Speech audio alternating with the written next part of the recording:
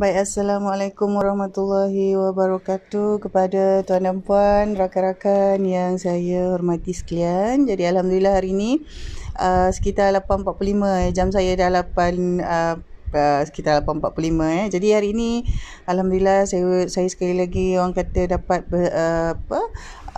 dapat sekali lagi menyiarkan satu lagi video pada hari ini. Jadi sebenarnya hari ini saya ada satu topik lagi, satu topik kecil ni sebenarnya adalah rentetan daripada perbincangan dan input daripada menti. Sebenarnya dalam tempoh sebulan tu saya hanya allocate dalam sekitar 6 orang menti. Jadi yang ada sekarang ni dah 4. Jadi daripada 4 orang ni biasanya ada beberapa orang kata perbincangan secara ongoing yang dijalankan, dan salah satu perbincangan itu sebenarnya dikendalikan memang secara semua perbincangan setakat ni dengan menti semua dijalankan secara online, walaupun sebahagian daripada mereka memang tinggal di KL ataupun memang berada dalam orang kata daerah yang sama.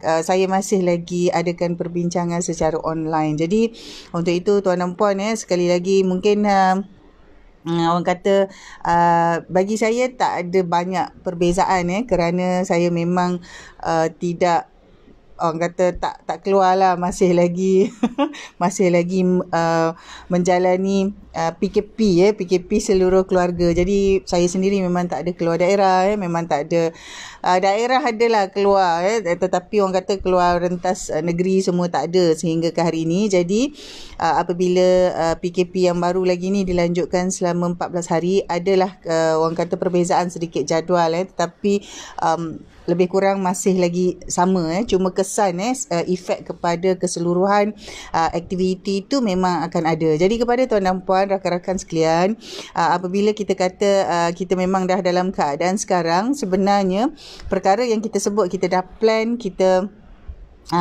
dah execute dan kita nak monitor, 3 perkara ni sebenarnya memang kena sentiasa berjalan, berlaku serentak. Jadi ini bukan hanya orang kata situasi yang dihadapi oleh kita saja, tetapi rata-rata ramai.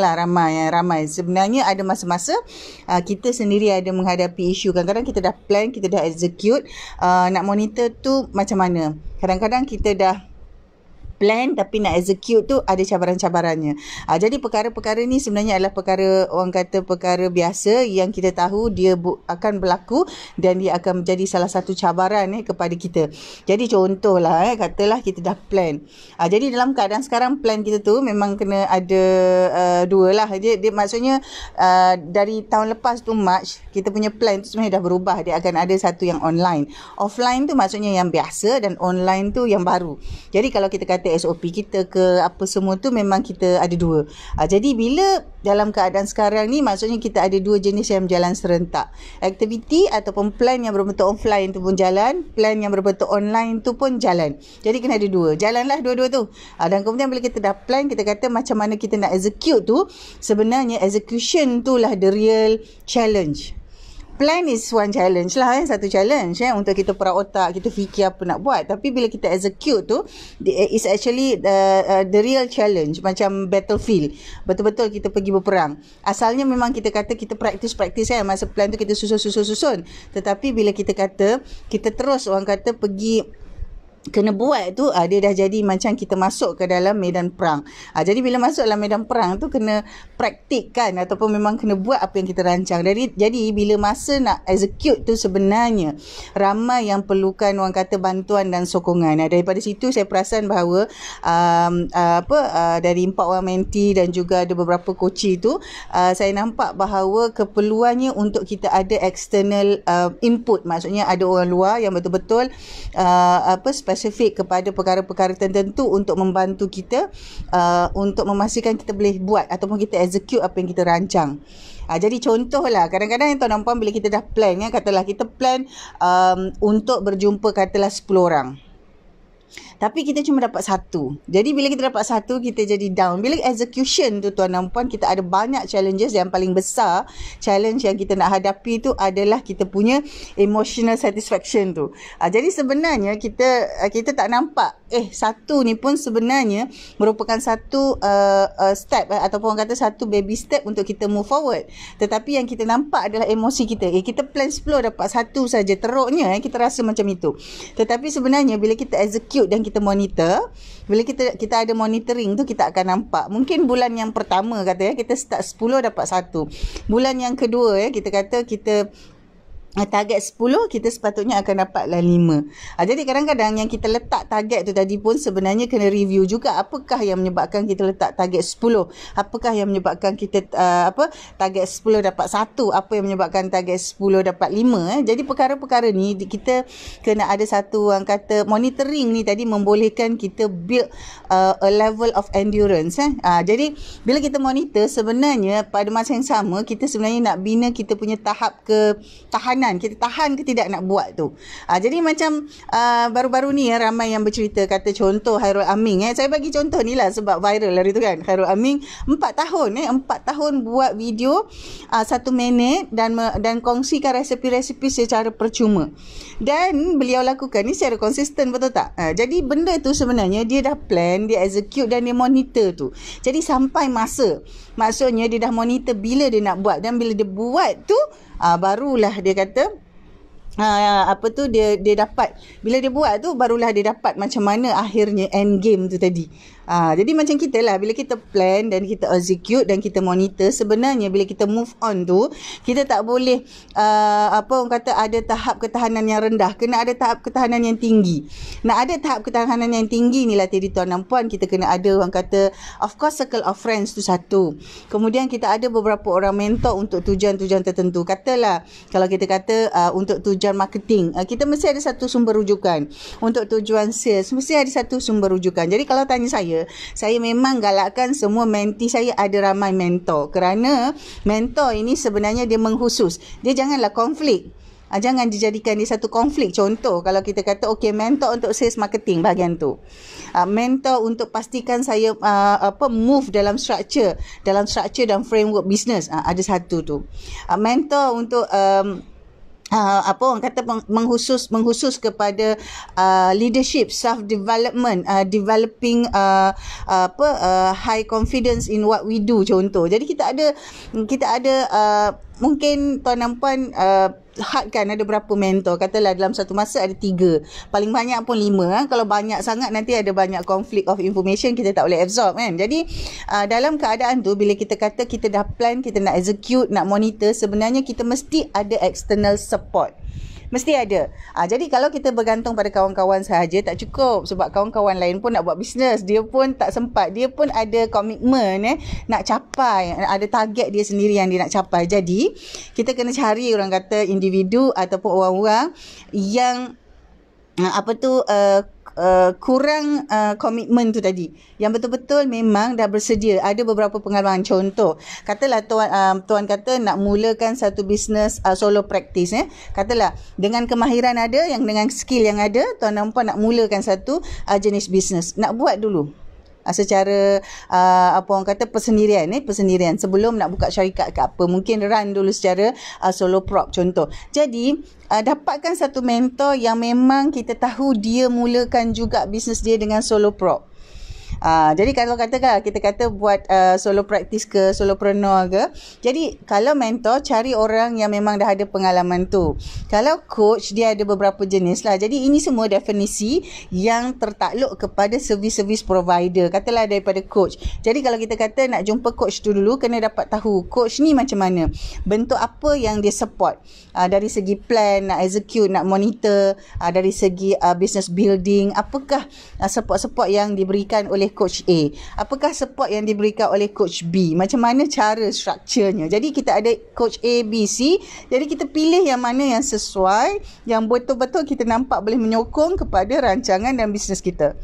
Sebab yang kita buat tu, kita nak plan, kita nak execute, nak monitor tu adalah agenda kita. Dia tak boleh jadi the business that we plan, that we want to execute and we want to monitor must be our agenda. It cannot be the coach ataupun the mentor's agenda. It must be our agenda. Jadi itu antara perkara penting bila kita kata macam mana kita nak pastikan supaya kita punya plan tu kita boleh execute dan kita boleh monitor. Jadi ramai juga di kalangan rakan-rakan, ada beberapa orang menti saya, coachee jugalah bila dia nak dapatkan orang kata external support ni, kadang-kadang agenda tu dah jadi berubah. Berubah bukan jadi agenda dia, jadi agenda orang lain pula. Jadi itu antara perkara yang saya sentiasa remind, saya sentiasa ingatkan. When you ask questions, when you ask for opinion, when you ask for apa orang kata, especially opinion ataupun pendapat-pendapat, dia mestilah datang daripada agenda kita sebagai usahawan. Dan kita mesti memahamkan atau memastikan kita punya mentor ataupun kita punya coach tu faham dan tahu apa agenda kita. Jadi kalau kita tanya pendapat sahaja tak boleh, kerana pendapat itu tidak tepat untuk agenda kita. Itu sebabnya kita kena ada specific support tu tadi. Kita tak boleh tanya general. Kita tak boleh post kat Facebook tanya macam general. Patut ke saya buka cawangan? Macam tu tak boleh. Sebab dia tu, soalan tu adalah bisnes agenda kita. Kita tahu agenda kita, jadi kita kena tanya orang yang betul-betul faham dan boleh tahu dan boleh faham dengan jelas tentang agenda kita. Jadi itu kita kena ada satu support yang khusus. Jadi dalam keadaan sekarang, support macam ini tuan dan puan mesti didapatkan juga, mesti ada walaupun secara online. Janganlah kita kata okey, oleh kerana tak dapat jumpa langsung tak ada support tu, tak boleh, dapatkan juga. Jadi sekurang-kurangnya kalau kita tak boleh buat semua, jangan tinggalkan semua, macam tu kan. Jadi kalau kita kata kita perlukan external support, dapatkan juga external support itu walaupun dia secara online. Jadi dalam keadaan sekarang, dari orang kata daripada tahun lepas lah, tahun lepas bulan Mac, sebenarnya ada lambakan online support yang ada. Cuma bila dah ada lambakan itu, kita perlu memilih yang mana yang sesuai.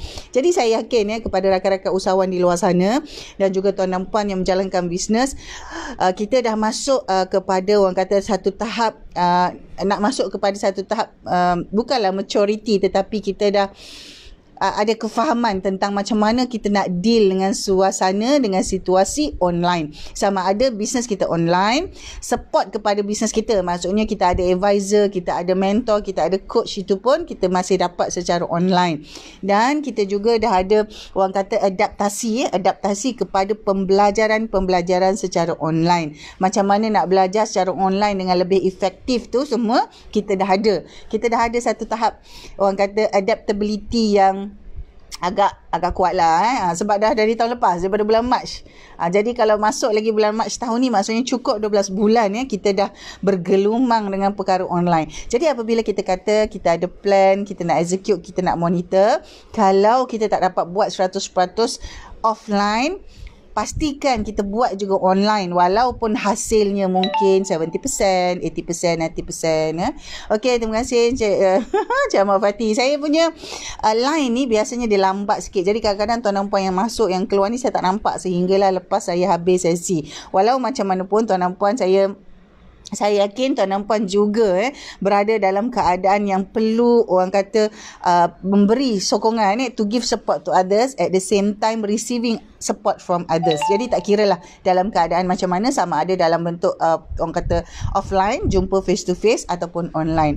Jadi intipatinya adalah apabila kita kata kita plan dan kita nak execute dan kita nak monitor, kita memang perlu ada external support tu tadi, memang kena ada. Kita perlu pergi latihan training, katalah macam mana nak buat sales, nak buat marketing, macam mana nak plan tu semua, memang ada program-program training, betul. Kita pergi training tu, tak apa, no problem. Tapi pada masa yang sama, bila kita nak execute, nak buat tu, sebenarnya kita perlukan lagi satu orang kata sokongan. Jadi sokongan ni, support ni terpulang pada tuan dan puan. Tuan dan puan nak jenis yang macam mana? Kalau nak jenis yang berbentuk mentoring, cari mentor. Kalau berbentuk coaching, cari coach. Jadi kalau nak berbentuk consultation, people tell you what to do, cari consultant. Jadi semua ni tuan dan puan, kita jangan confuse sangat, sebab sekarang ni secara online kita boleh Google mentor tu apa, coach tu apa, consultant tu apa, trainer tu apa. Sebenarnya betul, kita boleh Google je dan kita tengok untuk dapatkan kefahaman. Kemudian baru kita jumpa tu maksudnya kita kena, bukanlah interview tetapi kita kena tahu consultant ni consultant macam mana, trainer ni macam mana, coach ni macam mana, mentor ni macam mana, apakah servis-servis yang mereka beri dan macam mana servis-servis yang mereka ada ataupun program yang mereka jalankan ni boleh bantu kita untuk plan, execute and monitor. Kadang-kadang kita lambat sikit ambil tindakan, kadang-kadang kita lambat sikit ambil keputusan, tak mengapa, tapi jangan terlampau lambat tu je. Jadi kalau kita kata sampai sekarang kita belum ada apa-apa secara online, kita buat. Kerana dah nak dekat setahun ni, daripada tahun lepas Mac 2020 sampai sekarang, kalau kita langsung tak ada apa-apa yang berbentuk online, kita mulakan sekarang. Kita mulakan sekarang.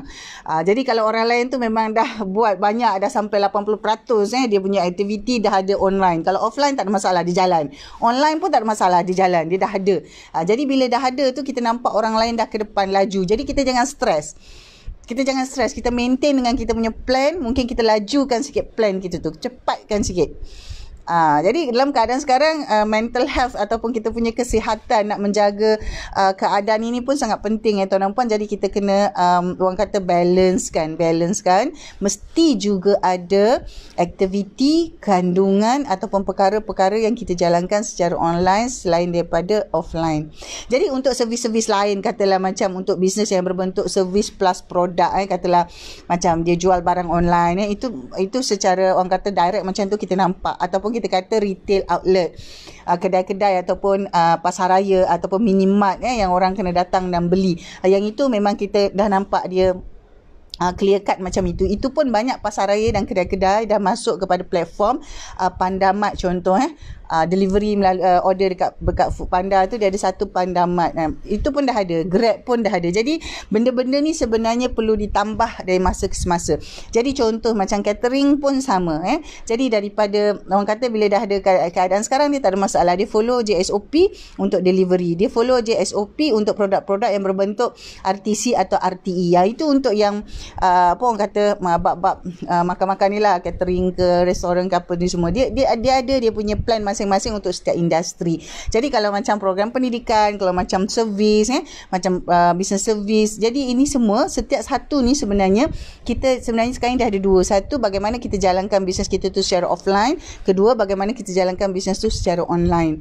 Jadi kalau macam rakan-rakan yang buat business service, contohlah business service kita kata bagi consultation ke, bagi advisory, kita tak boleh macam ambil sebiji-sebiji terus daripada offline masuk online, tak. Bila kita buat secara online, kita kena recreate.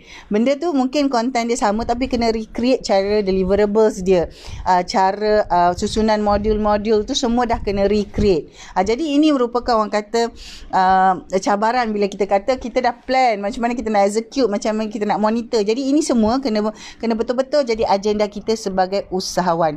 Jadi bila kita engage kepada mentor ke, coach ke, consultant ke, kita mesti clear, kena ingat yang itu adalah agenda bisnes kita. It is our business agenda, not their business agenda, bukan. Jadi bila kita clear tu, kita susun, kita tak akan lari daripada kita punya objektif, plan asal. Kalau ada perubahan pun, dia akan berubah secara semula jadi untuk kebaikan bisnes. Bukan kerana nak memenuhi apa orang cakap agenda-agenda orang lain. Dia mesti jadi agenda bisnes kita. Jadi kita kata plan, execute, monitor. Jadi kalau kita kata kita nak buat style A, itu adalah agenda kita style A. Kalau kita ubah mungkin A+, A-, A++. Jadi kalau dia dah jadi agenda orang lain, dia akan susah sikit lah untuk kita completekan kita punya cycle, plan, execute dan monitor tu tadi. Jadi untuk itu tuan dan puan, dalam keadaan sekarang kita sentiasa sama-sama orang kata memberi sokongan, keep supporting each other, keep empowering each other. Jadi saya memang menyeru, sebenarnya rakan-rakan bisnes sana yang dah lama-lama tu, yang dah buat bisnes 5 tahun tu, kira dah lama, 10 tahun, 20 tahun.